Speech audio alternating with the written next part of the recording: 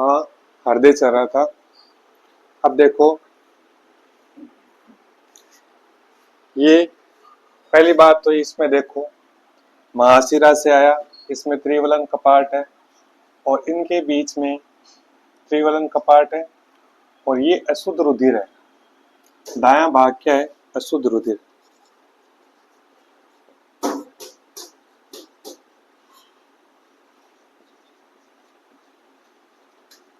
अशुद्ध रुधिर का वहन करता है। हृदय का जो दायां आलिंद और दायां नीले है, उसमें अशुद्ध रुधिर बहता है और फिर फुफ्फुस धमनी से कहाँ जाएगा? फेफड़ों में जाएगा।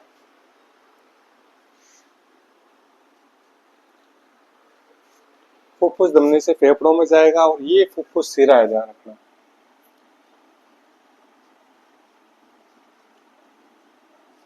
सिरा, इसमें फेफड़ों से गया तो ऑक्सीजन आ गई, इसमें मिल गई, फेफड़ों में गई, फेफड़ों में ऑक्सीजन मिलकर रुधिर आ गया।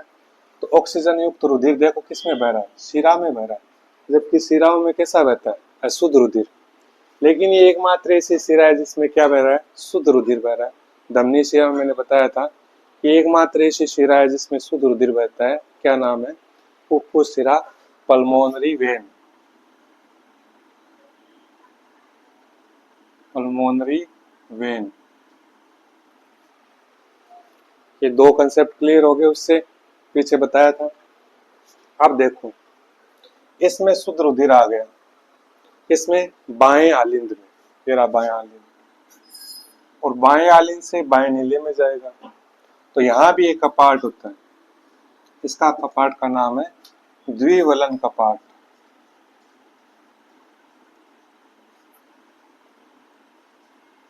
द्विवलन कपाट इसको बोलते हैं मिट्रल वाल, मिट्रल कपाट भी बोलते हैं। ये कपाट के बारे में एग्जाम में पूछते हैं। तो अब देखो, मिट्रल वाल कहां पाया जाता है? बायां आलिंद व बाएं नीले के मध्य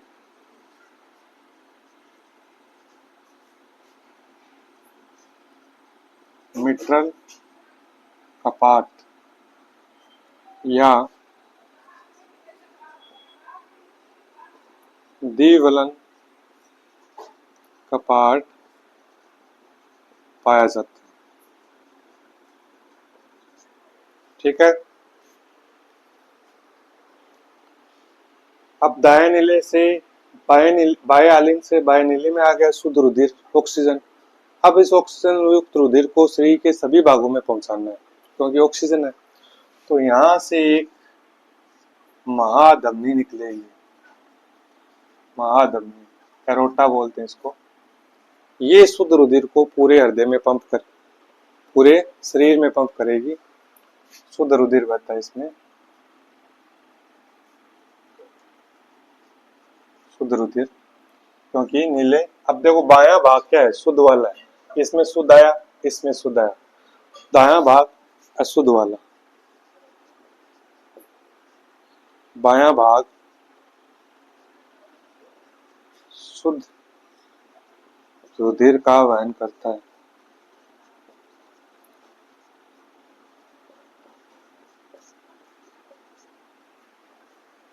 शुद्ध रुधिर का वहन करता है। अब देखो,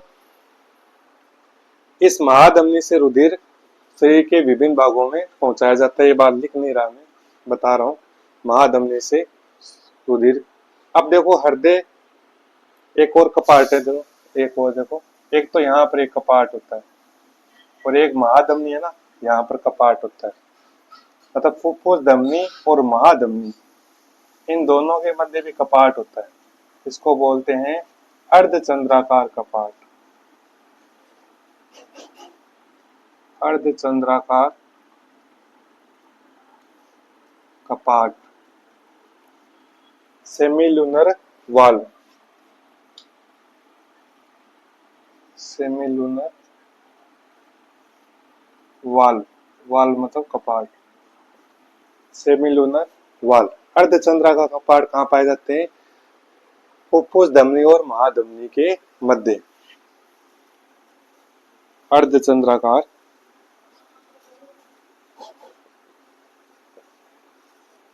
कपाट कहाँ होंगे? पल्मोनरी आर्टरी, फुफ्फुस धमनी, मतलब धमनी के मध्य होगा, दोनों धमनी है, वह महाधमनी।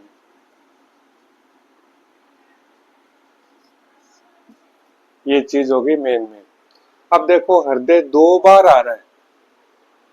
हमारा हृदय में रुधिर कितनी बार आ रहा है? 2 बार। आधा तो अशुद्ध और आधा शुद्ध। जो दायां भाग है वो अशुद्ध है, रुधिर का वहन कर रहा है, और जो बायां भाग है वो शुद्ध रुधिर का वहन कर रहा है। तो दोहरा रक्त परिसंचरण तंत्र बोलते हैं। हमारा हृदय में कौन सा होता है? दोहरा रक्त परिसंचरण तंत्र। 2 बार आया है ना, एक बार शिरा से आया, एक बार फेफड़ों से आया।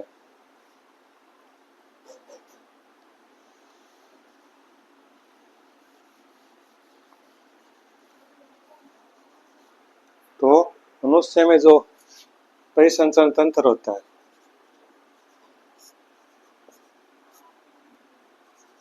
दोहरा रक्त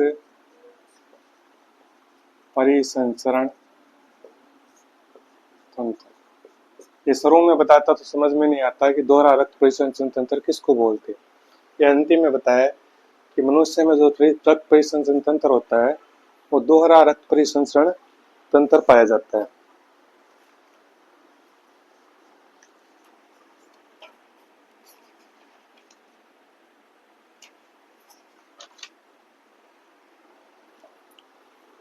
और ये जो अर्धचंद्राकार कपाट क्या करते हैं?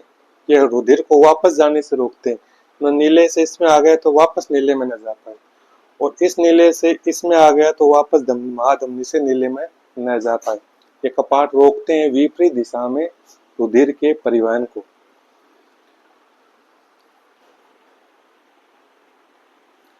एक हमारा हृदय है वो पेशी जनित हृदय मनुष्य का पेशी जनित है,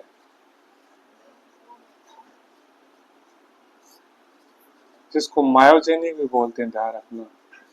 मायोजेनिक, मायो मतलब मांसपेशी, मायोजेनिक पेशी जनित हृदय एक होता है न्यूरोजेनिक हृदय, तंत्रिका जनित हृदय। दोनों में फर्क क्या है? इसको फर्क बताने से पहले एक चीज बतानी पड़ेगी आपको।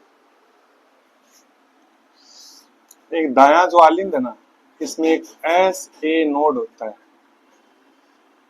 और यहां से एक ए वी नोड होता है। ए वी, ये इंपॉर्टेंट है। ऐसे नोड, ऐसे नोड क्या करता है?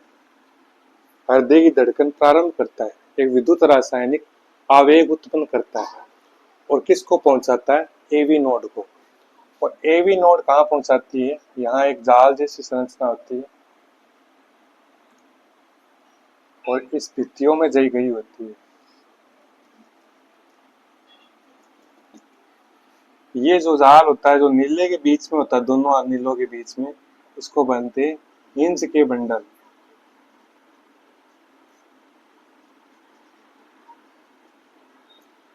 और ये जो साइड में जा रहा है ये जाल, यहाँ से दोनों नीलों में फैल जाता है, इसको बोलते हैं पुरकिंजे तंतु।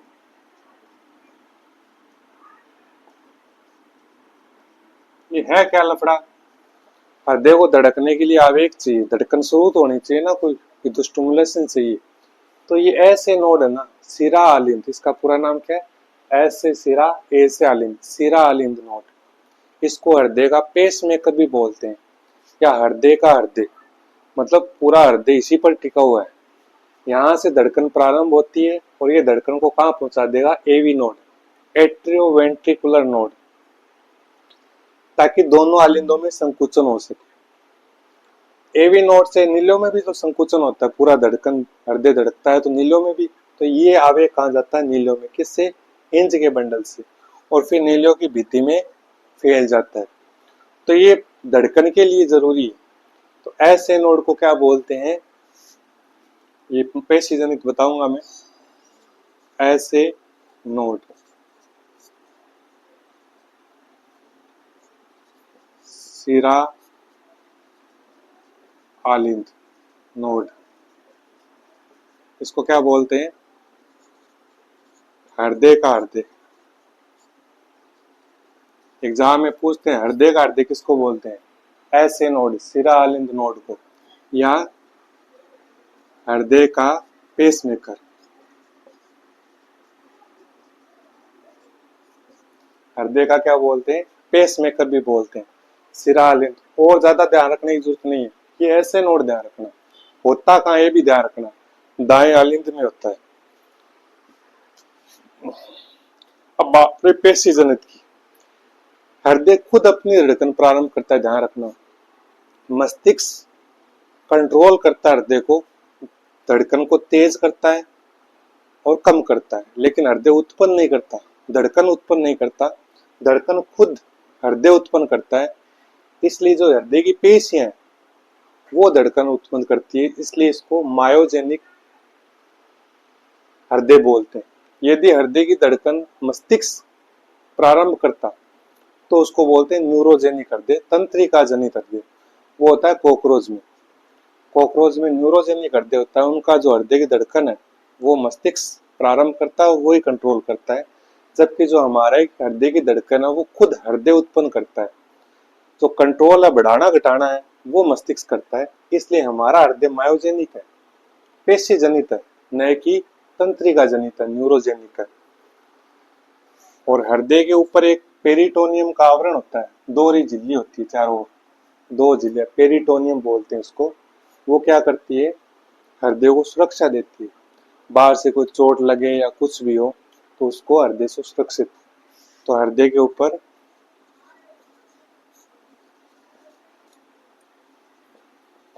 बाहरी ओर पेरिटोनियम का आवरण होता है, पेरिटोनियम झिल्ली होती है, ध्यान रखना।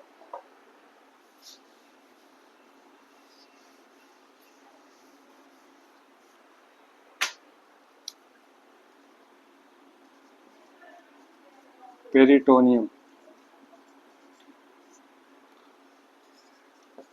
दोहरी झिल्ली, डबल लेयर होती है।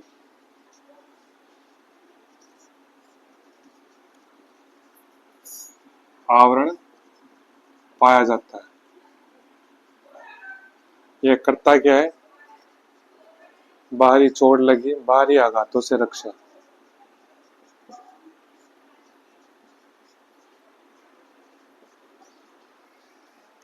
बाहरी आघातों से रक्षा करता है। एक ये हृदय की पेशियां है ना, मैंने बताया पेशी जनित है, तो एक हृदय की जो पेशियां होती है ना,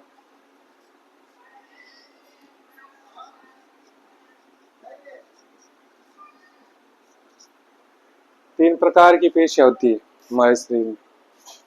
कंकालीय पेशियां, जो कंकाल के चारों ओर पाई जाती है, जो कि ऐच्छिक होती है, मतलब हमारा कंट्रोल होता है।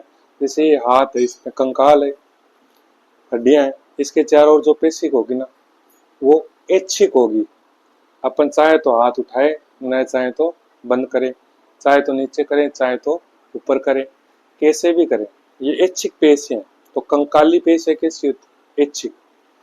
दूसरी होती है अनैच्छिक पेशियां, जो हमारा फेफड़ों के चारों ओर है, आहार नाल जहां से भोजन करते हैं उसके चारों ओर है, आहार नाल है हृदय के चारों ओर है। तो आहार नाल के चारों ओर, जैसे आहार नाल के चारों ओर जो पेशी है अनैच्छिक है।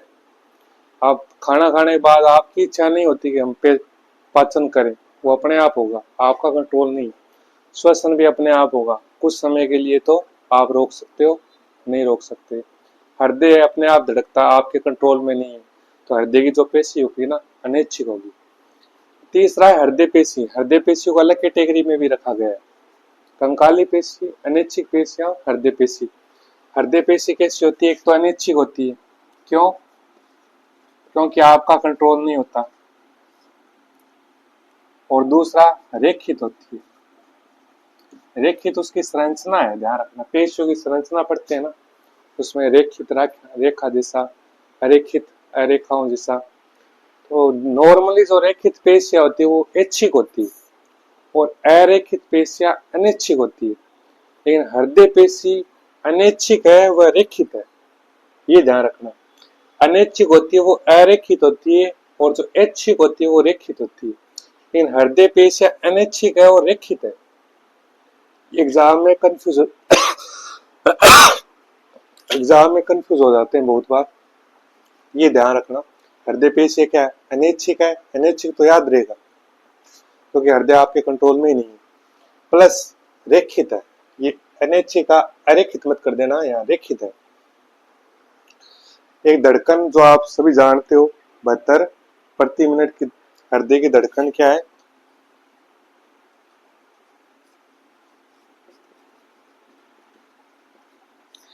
72 बार धड़कता है प्रति मिनट। और धड़कन का मतलब क्या है? सिस्टोल और डायस्टोल नाम सुना होगा।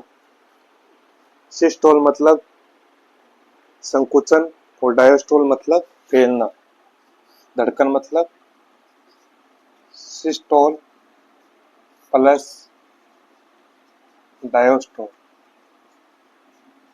फैलना और अनुशीतलन सिकुड़ना। सिस्टोल प्लस डायस्टोल को हृदय की धड़कन बोलते हैं। ये नाम सुने तो अटपटे नहीं लगे आपको। सिस्टोल का मतलब होता है संकुचन। किसका आप बता देता हूं, ध्यान में रहे तो अच्छी बात है। किसका संकुचन? नीलों का संकुचन, ध्यान रखना। कौन से? नीलों का संकुचन सिस्टोल होता है। और डायस्टोल क्या होता है? अनुशीतलन होता है। अनुशीतलन मतलब फैलना। संकुचन और इसको फैलते हैं फैलना। इसमें प्लस संकुचन भी साथ में होता है। फैलने को अनुशीतलन बोलते हैं डायस्टोल। लेकिन इसमें दो चीज आती है। इसमें तो नीलों का संकुचन, दोनों नीले है ना, दोनों नीलों का संकुचन क्या कहलाता है? सिस्टोल।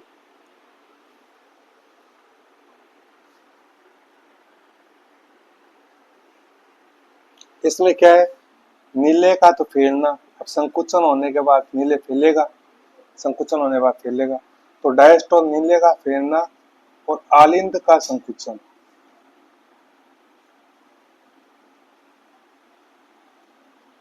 आलिंद का संकुचन, ये दोनों मिलकर क्या बनाते हैं? डायस्टोल।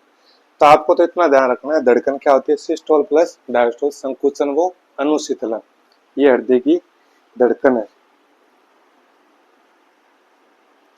एक चीज और बता देता हूँ, हृदय की धड़कन का मापन किससे करते हैं?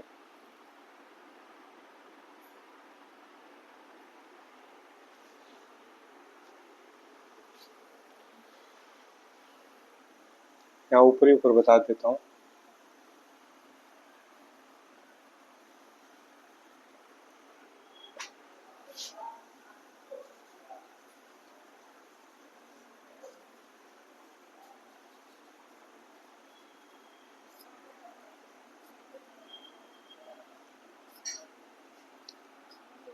एक तो ये अंतर कौन सा होता है? हृदय की धड़कन का मापन का यंत्र क्या होता है? वो जो डॉक्टर लगाते हैं कान में, स्टेथोस्कोप। स्टेथोस्कोप।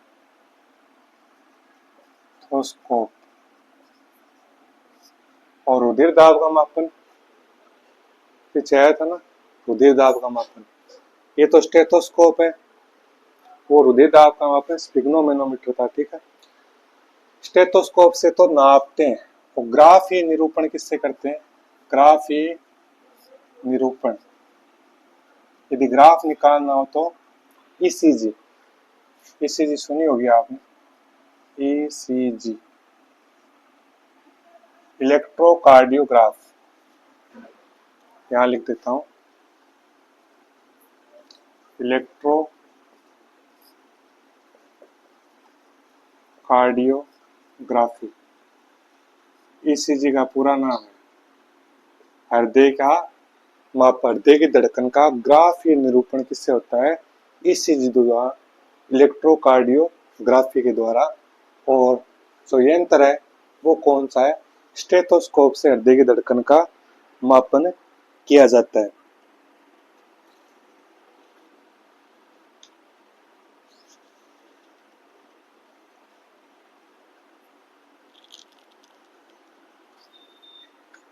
यह आपका रुधिर परिसंचरण तंत्र कंप्लीट हो गया। चैप्टर वही चल रहा है, उसमें कई तंत्र मैंने पहले ही बताया था, थोड़ा बड़ा है। तो रुधिर परिसंचरण तंत्र आपका इस क्लास में कंप्लीट हो गया है।